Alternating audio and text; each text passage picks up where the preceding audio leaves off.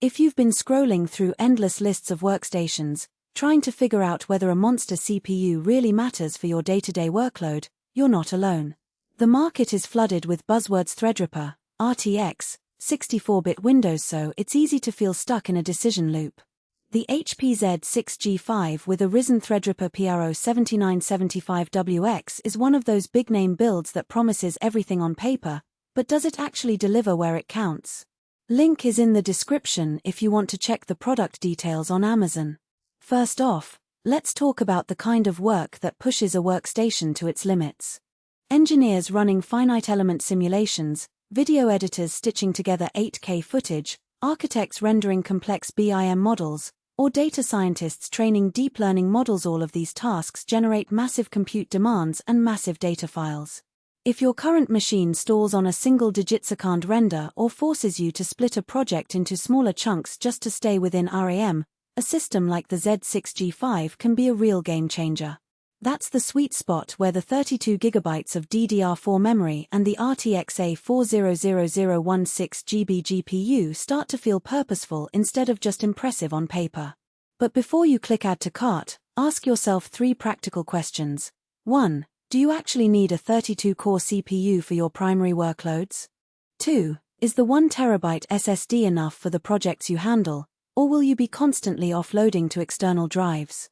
3. How much do you value expandability versus immediate out-of-the-box performance? The Z6G5 leans heavily into expandability, and that's both a strength and a hidden trade-off.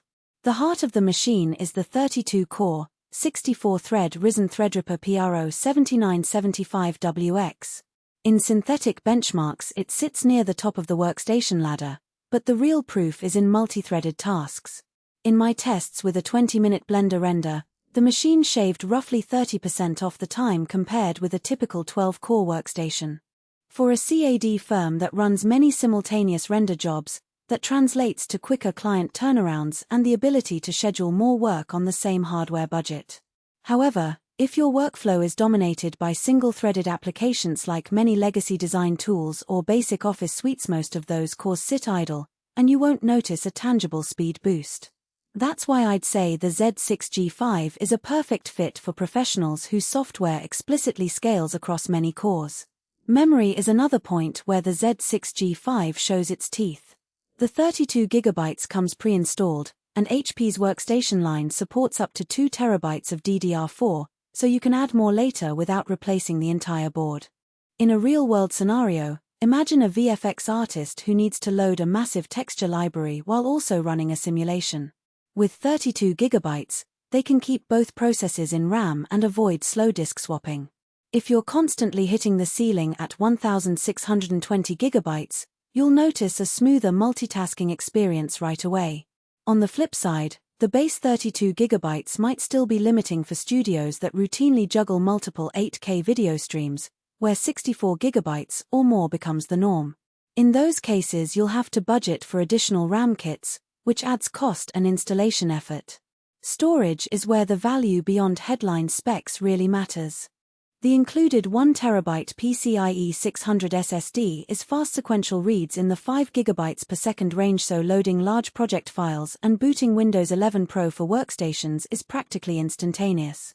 For a freelance animator who stores project files on a NAS, that speed is felt during the first few seconds of launching After Effects or Premiere. However, professional studios often require multiple terabytes of fast storage for asset libraries, raw footage, and intermediate renders. The Z6G5 provides additional drive bays, but those aren't populated out of the box. If you plan to add a second or third SSD, you'll need to account for extra hardware and possibly a more powerful PSU. In other words, the base storage is generous for a single user but not enough for a busy post-production pipeline. Graphics is handled by the NVIDIA RTX A4000 with 16GB of GDDR6. This isn't a consumer-grade RTX 3080, it's a workstation-focused card that excels at OpenGL, CUDA, and professional drivers. In practical terms, a motion graphics artist can render a 4K composition in roughly half the time it would take on a mid-range GTX card. For engineers doing CAD visualizations, the A4000 offers stable drivers and certified software support, which can save hours of troubleshooting. That said, if you're a gamer looking for the latest ray tracing performance, the A4000 will feel modest. Its strength is in stability and professional software certification, not in delivering the highest frame rates for the newest AAA titles. Now let's address the hidden trade-offs. The Z6G5's tower form factor is sizable, roughly 18 inches tall, so it needs a decent amount of desk space and a sturdy floor stand.